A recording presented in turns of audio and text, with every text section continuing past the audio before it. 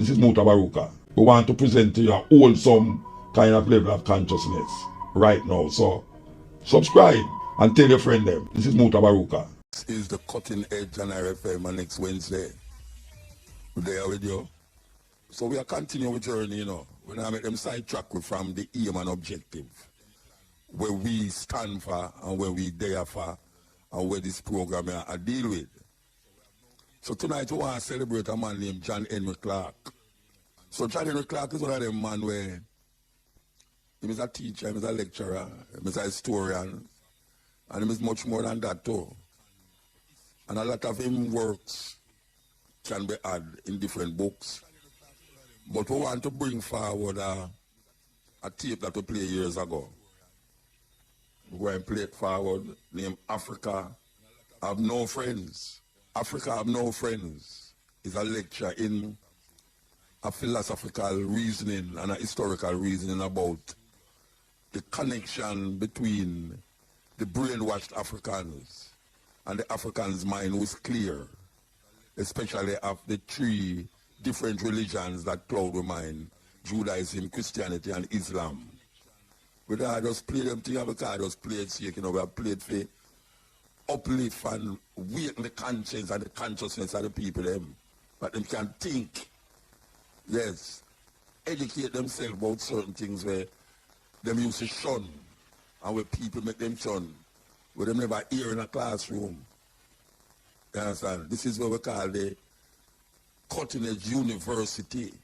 Africa have no friends, we have no friends, but it's life, and we cherish life. We cherish health, and we want to be wealthy, and we want to be wise. As the saying goes, we want to be healthy, wealthy, and wise.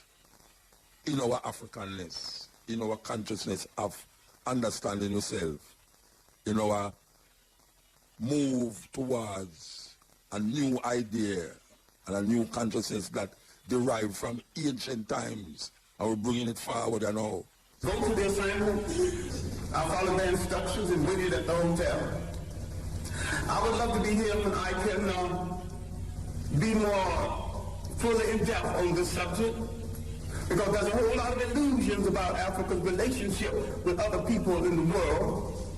There's a whole lot of illusion about our relationship to the religions in the world. And these belief systems that had its origin in Africa, all of them, and there is no exception, turned on African people. I said there is no exception. And there's one thing you have to get through your mind and keep it. Nothing that ever came from the European mind was meant to do anything but facilitate European domination of the world. And I said there's no exception.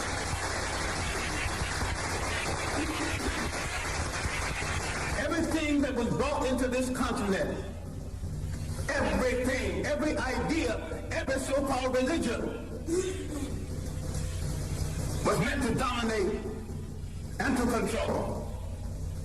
The Arabs had no illusions about it. The Europeans had no illusions about it. You were the ones with the illusions.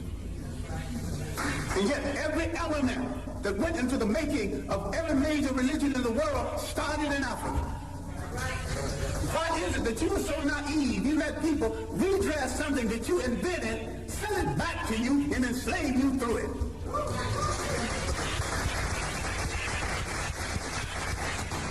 I'm saying that all organized present religions are male chauvinist murder cults. And I say that is no exception.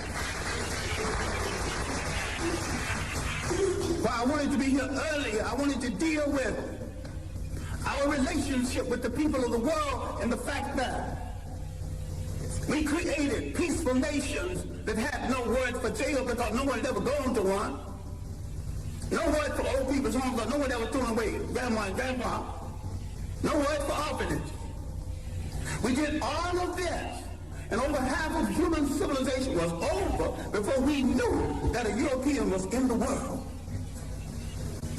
Before he wore a shoe or lived in a house that had a window. Now, Africa has always and still is the prize for the whole world. We as a people have always been the world's richest people, culturally rich, mineral rich. We have always been the prize because we have always had and still have something that other people won't, think they can't do without, and don't care to pay for.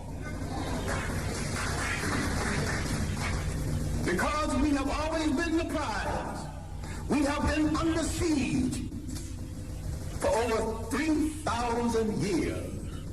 Nothing that ever brought into Africa from the outside was meant to do the Africans any good. That means all other religions. Islam was the handmaiden of Arab imperialism. Christianity was the handmaiden of European imperialism. The Hebrew faith was the handmaiden of a concept called the chosen people. Now, if God is kind and God is merciful and God has no stepchildren, he won't choose one over the other. And to say he chose some people, you're making him a bigot. And to say that he indulged enslavement of one people over the other, you're making him an accessory to murder. The Arabs used Islam to rationalize their slavery and their imperialism. The Europeans used Christianity to rationalize their slavery and imperialism. Who are you kidding about friends in the world? Damn it, if you want a friend, look in the mirror.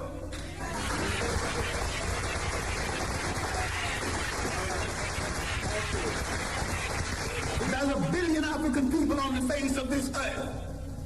Why are you buying third-rate junk from third-rate people thinking you can't make it? Why don't you at least make a safety pin to hold your child's diaper together? Who has programmed your mind into thinking you can't make a car? The first man that made a car, they'd never seen one previously.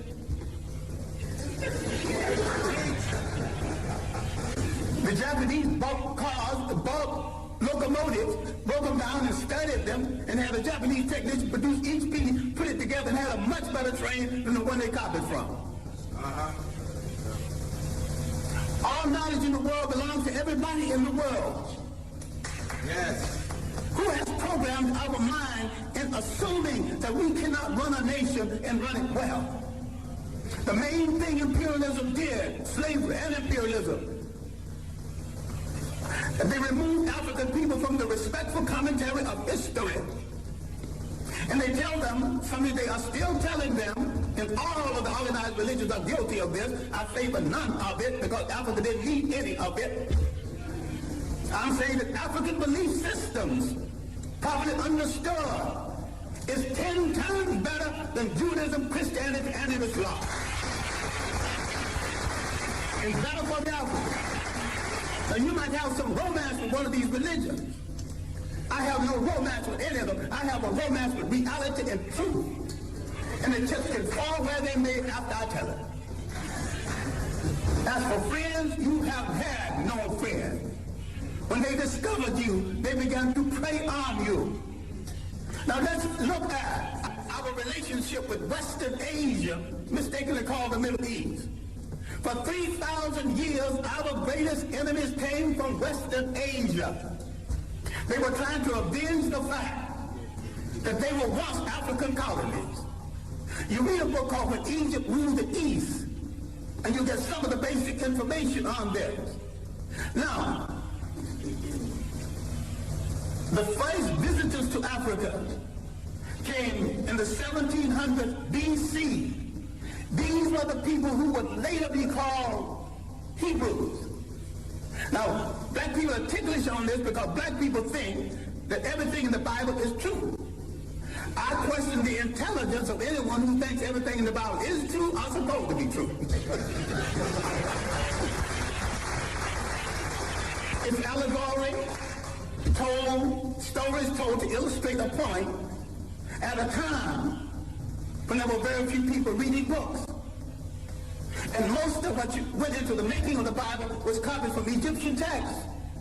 Now, if you want to get so duly-eyed over the Bible, which is a carbon copy of a carbon copy, why don't you go back and read the original Egyptian text?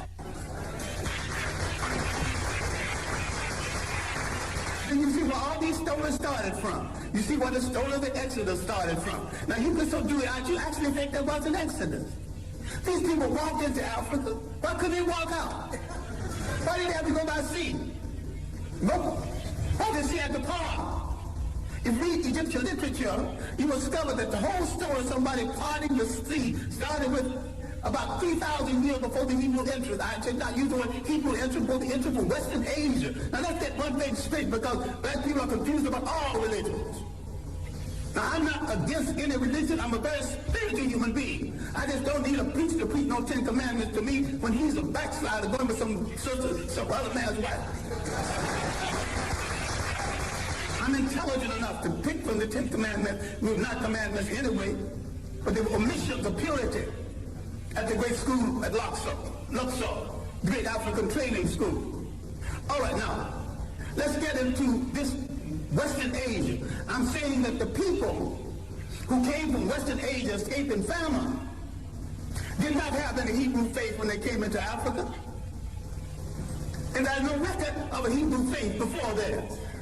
Why is it that when they left Africa in the so-called Exodus, they had all three? African culture, an African religion, and an African language. Now look at the origin of so-called people you now refer to as Jews. And you're mistaken using that reference because the word Jew is of European origin. And the people in Europe who call themselves by their name have no relationship to the biblical people of Hebrew faith. And I'm saying that the people we now call Jews entered world history with that visit to Africa. And when Africa was invaded, 1675 BC, instead of joining the Africans who had been their beneficiary and saved them from starvation, they joined the enemies of Africa. No one has ever returned any favors to us. As a people, we have always been hospitable to strangers, mostly the wrong strangers. And what we have to understand now, in the period of superior brainwashing, is there is no European answer for African problems. Either Africans find a solution to African problems, or there is no solution, and if you don't find a solution soon, you go back into slavery. We have to stop all of this nonsense about who belongs to what religion when all of them were imposed on us in the first place. We stop all this fight between Muslims and Christians when neither one of the religions are doing them any good or moving them toward independence. All of them are handmaids of conquerors. All of them are religions of conquerors. We were naive when we accepted their interpretation of something that we had all along. I'm saying we need to take a good look at ourselves. I'm not talking about burning churches. I'm not talking about getting rid of religion. Understand me well. I am saying that every single thing that touches your life, religious, socially, and politically, must be an instrument of your liberation, or you must throw it into the ash can of history. Develop a liberation Islam. Yes. And if you develop a liberation Islam, you have to turn on the supreme slave traders who were in the slave trade 1,000 years before the Europeans, the Arabs. And most brothers who think they're Muslims are merely Arabists. Forerunners, vanguards of Arab propaganda. The Arabs are not above joining the Jews against black people. In America, they're already doing it in Detroit. In America, they're already doing it in real estate. You got some dewy-eyed figures. You got a friend. I still ask you to look at that mirror. And if nothing staring back at you is friendly, then you've got no friend. But this is why you start friends. All right. I'm saying something which you need to reconsider. I'm saying that everything that came into Africa, every people that came into Africa, did not come to do Africa any good. Everyone and every religion and every people who came into Africa declared war on African cultures. They began the bastardization of African people, created confused mulatto who didn't know whether he to be loyal to his mother's people or his father's people. That confusion is still here. The fascination for the color of the conqueror and the fascination to go to bed with the conqueror. Now that's wrong and mean, but it's true. Now, some time ago, a North African leader, Gaddafi, was sending some Libyans to study in Europe. And he told them what any good nationalist would tell students going to study: I'm not sending you to Europe to find a wife. I'm sending you to Europe to gain the technology to come back and make Libya a strong nation, a strong Islamic nation, and a strong Arab nation. And you cannot achieve any of this between the legs of a European woman.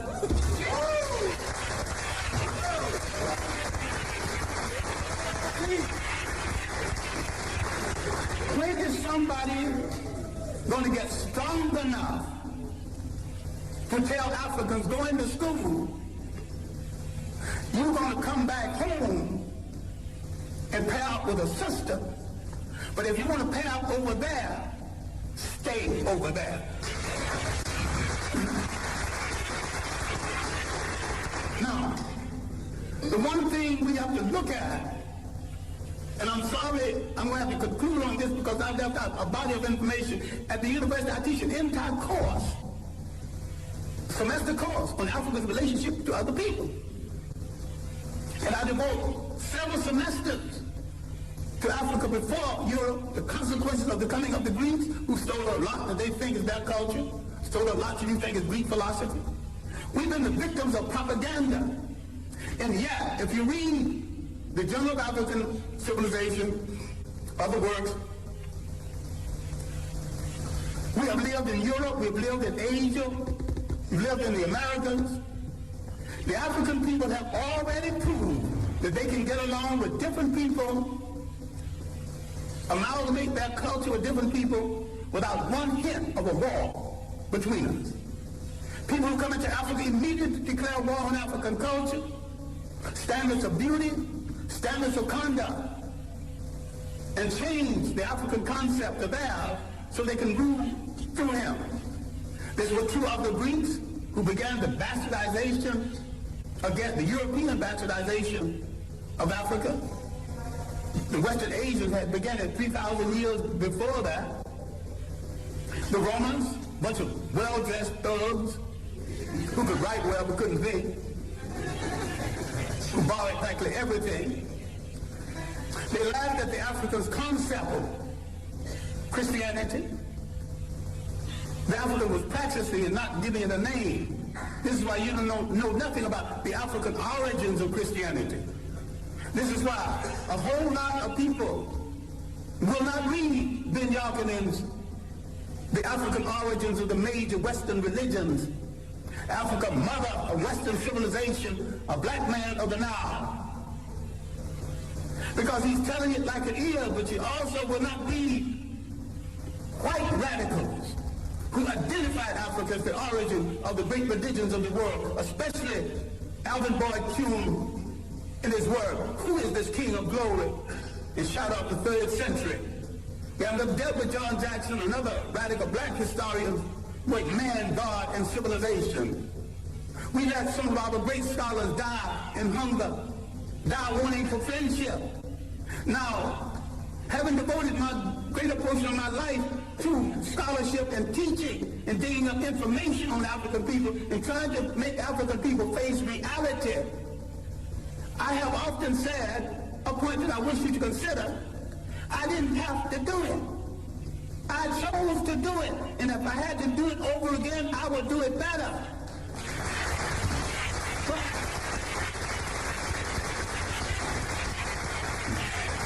I have a lot of talent other than the talent to teach and to research. I've never met a rich man who had a better mind than me. So if I wanted to succeed as a rich man, I could have done that. I never met a crook who wasn't a fool. I could have been a good crook if I chose to be a crook. I chose to be a teacher of African history. I chose to look in the Bible where I couldn't find my people. I started looking for them in the world, and I didn't stop until I found them. And I know why they are left out of the Bible. I know why all the angels are white. You mean to tell me God is merciful, God is kind, and not one little brown or black angel sneaked in the hell? I ain't buying that. Now the Bible that you get so dewy-eyed over is one of the greatest pieces of propaganda ever written. If you want to read the Bible, why don't you read the Bible one day and read Mein Kampf the next day and see the comparison? That's hard on your mind. Because you think if you don't have Christianity, Islam, or Judaism, you don't have that spirituality. I've got more spirituality after I put all of them down. And I've got more religion after I put all of them down. All right, now let me conclude something that has no conclusion. We have to look at the impact of Europeans on Africa. All impacts have been negative. The Romans laughed at the early African Christians. Finally, for political reasons, they stopped killing Christians and became Christians. I'm saying the Europeans became Christians for political reasons, as the Arabs became Muslim for political reasons, and as the so-called Jews became Hebrews for political reasons. People use organizations for political reasons, and what we get so dewy-eyed and think we do hold the truth. If you look at indigenous African religion belief systems, if you look at the idea when Africans had no churches of any consequence, because these fools came here and said, this is the house of God, and the African looked at that church and said, if God who made the wind, the spring, made the ocean roll, and you're going to tell me he can fit into a little thing you call a church? That is no house of God. So some Africans had the common sense enough to move away from it, and some had the common sense to burn it down. I'm saying that you're closer to God when the further away you get away from organized religions that are all handmaidens of conquest. The Roman Empire developed during the early period of Christianity. Remember, the Roman Empire started in Africa. It rose in Africa. It fell in Africa. A lot of people need to stop reading some religious books and read some straight history. Without fable, without supposition, without myth. Read straight history. Read the Mediterranean world in ancient times. She's a racist, bigger, but her chronology is good. And there's a good history of the European trying to move out of Europe into the Mediterranean to find something to eat to put on that gosh darn awful European food. He has solved his problems at the expense of other people. The slave trade liberated Europe from the depressed economy they had created with the so-called Crusades and through the famines and the plagues. Europe always solves its problems by preying on people outside of Europe. They're in a position right now that they have betrayed true socialism, which was not of European origin in the first place. And some people are confused between Karl Marx and Groucho Marx. I think a lot of people are Groucho Marxism instead of Karl Marxism. They're funny people. And if you think that that system started in Europe, no system as humane as socialism could have started among a bunch of icebox people who pay on their brother for their breakfast. Read Kwame Coatson's work, The History of the Modern World, especially the early chapters. Now, the evidence of Africans in the New World, the evidence of 1,000 years of civilization before slavery, all of this I'm not discussing because there is no time. But when the Romans disgraced themselves in the mismanagement of Christianity, they created a vacuum. Islam moved into that vacuum. The Africans thought that Islam would get the Romans off of their back. They were right. Islam got the Romans off of their back, and the Arabs jumped on their back, and they're still there. Using Islam to justify it. Now, the African military man, because we are the greatest fighting machine in the face of the earth, if we ever discovered this, people are going to start running. Under proper leadership, proper inspiration, properly equipped, the black man is the greatest human fighting machine God ever created. If indeed God created it. I think the gods of Africa created it. Once you lose track of your heritage, you lose track of your liberty in this world. The Europeans doing the slave trade not only read the African out of history, they colonized history, they colonized information about history, they colonized image.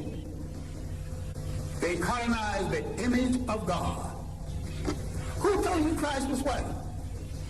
He was born in that part of the world predominantly occupied by non-European people. So you should not get into the argument about whether he's white. All you have to say, was he a Greek? No. Was he a Roman? No. But these were the only people partially white in the area at the time. If he wasn't a Greek, he wasn't a Roman, he was one of those other people. You don't have to argue about the shades of color. So far as you're concerned, once you establish he was not a woman, he was not a Greek, your conversation is over.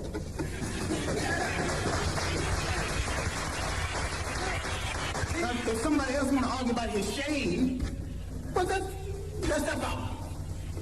And if you got a problem with color, then you got a problem with your mother and your father. You have insulted your mother and your father if you don't like what they gave you. I wear mine like a badge of honor. I dig it.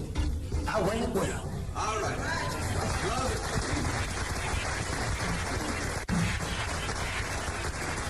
I'm saying in closing, and I am closing, that what you have to do is take a holistic look. Not only at your position in the world, but your potential in the world. You have to learn how to convert everything into an instrument of liberation or leave it alone. You have to realize there were no Greek fraternities and sororities until they were introduced to secret African societies. People get all dewy-eyed over something that was imposed on them in order to control them. Without understanding that, that's another imperial effort.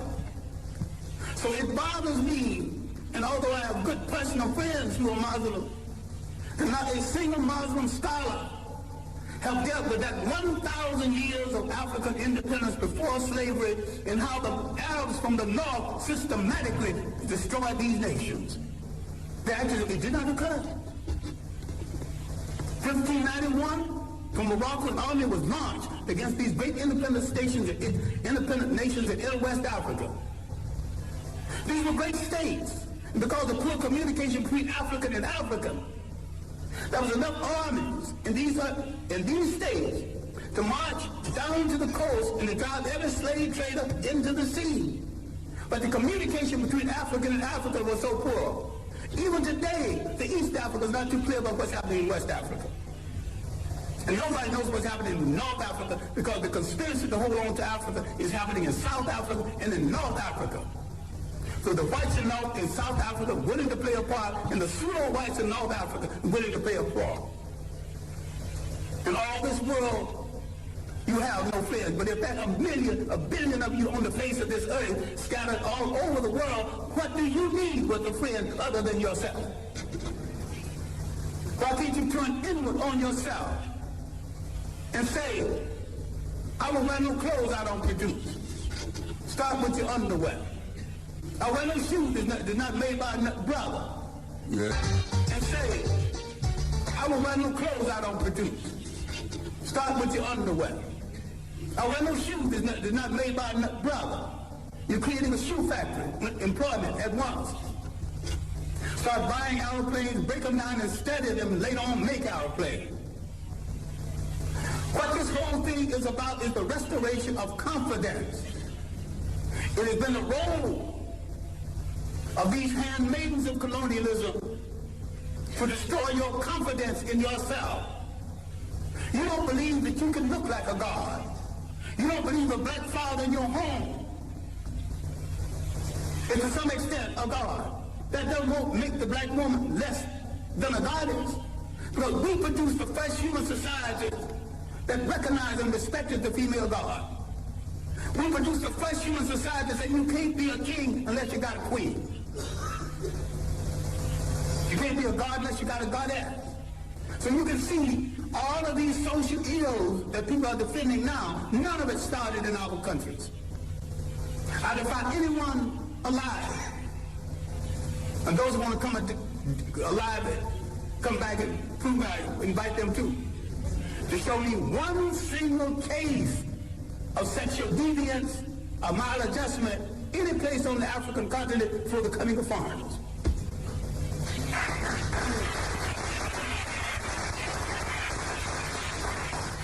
I defy you to show me one case of teenage pregnancy, one case of ill treatment of women. We got confused with someone else's ideas, someone else's concept and definition of us. What we have to understand is that faith has not spared us for either reason. A whole lot of people who've been hit less than us are extinct. What is there in us that made us strong enough to take this heavy blow? 500 years of slavery, one way or the other. Slavery, neo-colonialism. What made us strong enough to survive? What is faith saved us to do? And inasmuch as we gave the world its first humanity, faith has saved us to give the world its last humanity.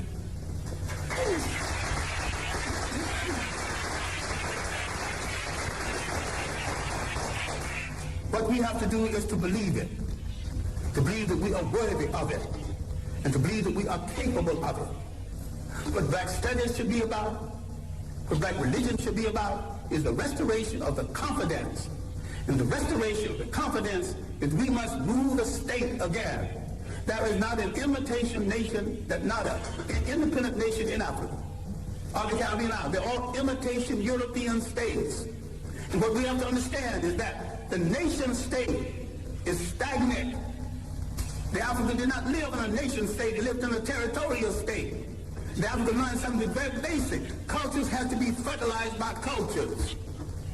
People have to be fertilized by the interaction between cultures and cultures. This insecure European tightened his borders. You know, you got a passport to come here? The word passport is not in any African language. The things he invented to restrict himself, he imposed on other people. Once we gain confidence in ourselves, and once we look at that person staring back at us from that mirror and like what we see, and don't move from that mirror until you like what you see.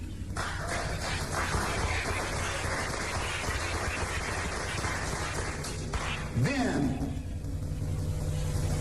in coordination with other African people throughout the world, we will give the world a new lease on life. We will turn to all of our people and not one part of them. Because we came from a matrilineal society that respected women to the point that lineage came down to the female side. We must answer the call of the great African-American poet, Margaret Walker, who said, let the dirges end. Let a new peace begin. Let us write a new covenant for the freedom of ourselves in the world. African men throughout the world need to step forward and answer Sister Margaret and say, Sister Margaret, we have heard your call, and because we have never been a society that excluded women, with our women at our side, we are ready to pick up the challenge. We are ready to start a revolution that will change the world. We won't get ready tomorrow because tomorrow's things are left to tomorrow. We will start our revolution right now, and we will start it with ourselves. Thank you. Yeah. Hello, Muta. Muta. Come on, there. Yeah, good morning. Morning, sir. Yeah, would I like to know, a brother we play a while ago, is it, Daniel Clark? Yeah, Johnny in the class. Yeah. Yeah, you can tell me with a topic the name. We have no friends. Hmm? We have no friends. Okay. I think yourself. I'm going to do it. Yeah, man, give thanks for. The informative information presented in this video is motivational and is positively aimed at inspiring, educating and entertaining the viewers with the cutting edge of critical reasoning. If you enjoy the contents on the Black Radar YouTube channel, please consider subscribing to show your support.